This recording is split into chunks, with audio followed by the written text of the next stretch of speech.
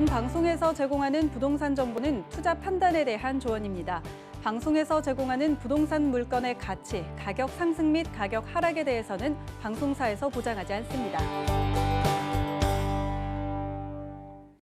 자, 오늘의 마지막으로 집중해야 될 바로 현장, 이 인천입니다. 부평구 부평동인데, 자, 여기는 바로 역세권입니다. 부평역 대형 상권이 일어나는 부평역 바로 인근인데, 자, 여기 이 현장은 통건물인데 이게 지금 9층짜리 근생 건물로 되어 있는 부분인데, 자, 위치가 경인선 1호선과 인천 2호선 부평역에, 자, 여기는요 도보 2분 정도 위치를 하고 있다는 점을 설명을 드리면서, 자, 지도를 좀 보여드리겠습니다.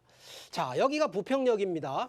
부평역 앞쪽으로는요, 여기 다 일반 상업지역으로 돼서 대형 상권지로 백화점부터 해서 마트, 상권들이 아주 즐비한 곳이 바로 전면 쪽인데, 바로 이 뒤쪽으로는 초등학교니 중학교니 성모병원이니, 자, 여기는 좀 약간 주거지역 쪽 위주로 되어 있는데 바로 이쪽 공원 쪽에 바로 위치를 좀 하고 있는데, 자, 여기 같은 경우에는 교통의 역세권. 자, 근데 교통이 하나만 들어오는 것이 아니라 향후에 좀 더 들어올, 그래서 여기는 트리플 역세권이라는 점을 설명드리고, 학군, 병원, 쇼핑을 총망라할 수 있는 곳이라는 점. 세 번째, 이 공원이 또 넓게 돼 있다 보니까 쾌적한 이 환경까지도 맞추어져 있는 부분인데, 자, 실제 여기를 이제 보통 투자에 대한 부분은 서울권도 아닌데라는 측면도 좀 있습니다. 그런데 그런 부분들을 좀 감안하는 게 바로 세 가지입니다. 자, 첫 번째는요, 이 부평역을 중심으로 해서 지금은 무엇으로 바꾸냐? 전면은 전부 상업지입니다. 자, 그런데 이 부평역 뒤쪽으로는요, 주거지 아니면 준주거지거든요. 자, 그럼 이 얘기는요, 주거지나 준주거 지역이 상업지, 결국은 용도 상향에 따른 지가 상승이 뽑혀진다는 얘기고요. 두 번째는 부평역이 지금은 뭐 경인선이나 인천 2호선 기준으로 결과적으로 그 동네의 역세권이 아니라 바로 이 GTX 교통호재가 GTX 노선이 들어가기 때문에 여기도 교통호재에 따른 시세 차이까지도 감안하실 수가 있고요. 전반적으로 지금 앞쪽이 지금 상권이 돼 있지만 이 부분이 GTX가 들어오면 뒤쪽까지도 상권이 더 확장이 되기 때문에 주변 대형 상권에 따르는 결론적으로 임대 수익. 자, 그러면 상가만 하는 것이 아니라 주로 임대, 특히나 이 우리가 근생 기준을 보면 사무실이나 이런 부분들까지 수요가 딸리기 때문에 충분히 임대 수익까지도 노려볼 수 있는 바로 그런 입지라는 점을 강조드리겠고요. 실제 지금 GTX B 노선이 바로 이 부평역, 이게 지금 확정이 돼 가지고요, 부평역에 들어갈 계획을 하고 있습니다. 그렇기 때문에 충분히 미래의 미래 가치까지도 노려보는 부분이고, 자, 여기 부평 안에는요, 서울 용산만 미군기지 반환 아닙니다. 여기도요, 이 상당히 넓은 면적을 지금 여기 부평 캠프마켓이라고 하는 바로 이곳이 미군기지 반환에 따라서 개발이, 여기도 이 동네가 개발이 다 됩니다. 그러면 실제 땅이 부족한 곳에서는 바로 이렇게 반환이 되니까 더 개발에 대한 여력이 더 강화된다는 점까지 강조를 드리겠고요.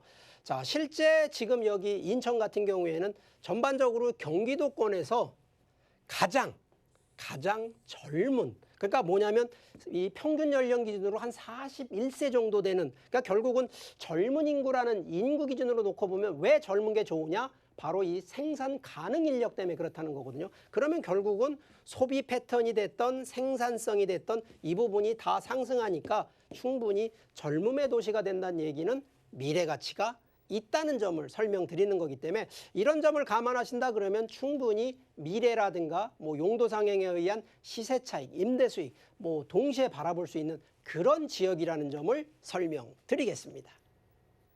네, 일단 이 입지를 만나보니까요, 저희가 앞서서 만나본 지역도 전부 초역세권이었는데 부평 역시 초역세권입니다. 도보로 2분 거리라고 하고요. 그리고 저희가 개요 소개드릴 때는 이 더블 역세권인 줄 알았는데 알고 보니까 트리플 역세권까지 바라볼 수 있다는 부분 굉장히 좀 큰 장점일 것 같고요. GTX B 노선 여러분들 많이들 알고 계시죠? 굉장히 핫한 노선입니다. GTX B 노선도 들어오고 그 외에 다른 개발 호재 가능성이 굉장히 많습니다. 바로 미군 기지 반환으로 인해서 굉장히 좀 여력이 많이 열려 있는 것 같아요. 이런 부분들도 좀 분석해 보시면 도움이 되지 않을까 싶습니다. 저희가 뭐 입지와 개발 호재 분석을 해봤고요. 이번에는 가장 궁금해하실 소식일 것 같아요. 재테크 전략과 함께 시세 분석도 나눠보겠습니다. 네, 자, 이 마지막 현장 같은 경우에는 자, 이 9층짜리 건물이다. 이게 좀 작은 물건이 아닙니다. 이 규모도 좀 크고요. 그리고 이 도로상으로 보면 딱 코너 낀 곳에 네모 반듯한 건물로 9층까지 올라가 있는 부분인데, 자, 이게요. 임대형으로 놓다 보니까 지금은 근생 건물이라고 하는데 실제 8층에서 9층은요. 지금 여기 주인분이 거주하는 1주택 기준으로 1주택으로 지금 거주를 하고 있는 현장이라는 점입니다. 자, 이 9층짜리 건물이 현재 시세 19억에서 20억 원 정도 지금 책정이 되어 있는데, 자, 여기요.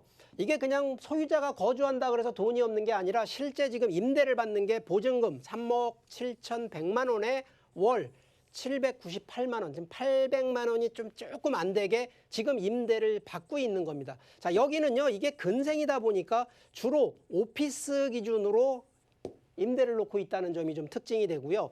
자, 대출 이미 여기는 뭐 월세도 월세지만 보증금이 있다 보니까 한 1억 5천만 원 정도. 자, 이 부분은요, 현재 주인, 이 소유자분께서 대출인데 이건 승계가 가능한 거고 추가로 조금 더 대출을 더 받으신다 그러면 뭐 들어가시는 자금이 좀 더 작게 들어갈 수 있기 때문에 현재 기준으로 보증금과 대출금을 좀 합산해서 자기 자본 실제 한 13억 후반대에서 13억 후반대까지 자금을 좀 보유하신 분이라 그러면 9층짜리 건물을 인수하셔서 자, 이 부분 같은 경우에는 일단 GTX가 들어올 때까지는 그대로 월세를 받으시다가 GTX가 개통된 이후에는요. 지금 현재 거주를 8층, 9층을 주인 세대가 지금 주택으로 쓰고 있기 때문에 자, 이 부분은요. 주택으로 그대로 놔주지 마시고요. 자, 이거는 우리가 보통 이제 건물 용도 변경이라고 하는 걸 신청하시면은요. 주택을요. 오피스, 사무실, 그래서 결과적으로 전체 9층을 근생 건물로 변환을 하시라는 거를 추천을 드립니다. 그 이유는 뭐 요즘 같아서는 내가 지금 뭐 서울이든 어디든 또 아파트 하나 갖고 있고 그러면 이게 결국은 2주택 되시고 3주택 되시면 여러 가지로 주택, 다주택자에 대한 뭐 세금이나 이런 규제에 또 걸리시기 때문에 가능하시다 그러면 주택수에서 빼는 거는 일단 8층, 9층짜리 1주택을 이거는 충분히 근생으로 전환을 하셔서 가능하시면 매도하기 전 단계 기준까지는 충분히 근생 건물로 바꾸신 다음에 매도하시는 전략을 좀 추천드리니까 자, 이 부분도 뭐 별도의 리모델링 없이 잘 활용하시다가 월세 기준, 결과적으로 임대를 놓는 기준은 주변이 아직은 준주거 지역이기 때문에 상업시설까지 그 변경될 때까지는 좀 기다리셨다가 충분히 근생, 특히나 상가 말고 오피스로 활용하시는 이런 전략도 제안을 드리니까 이런 점들은 뭐 실제 한번 현장도 보시면서 꼼꼼히 체크한 다음에 뭐 저희 전문가들하고 좀 심도 있는 상담을 통해서 제대로 된 투자 전략을 알아가시면 좋겠다는 점 강조드리겠습니다.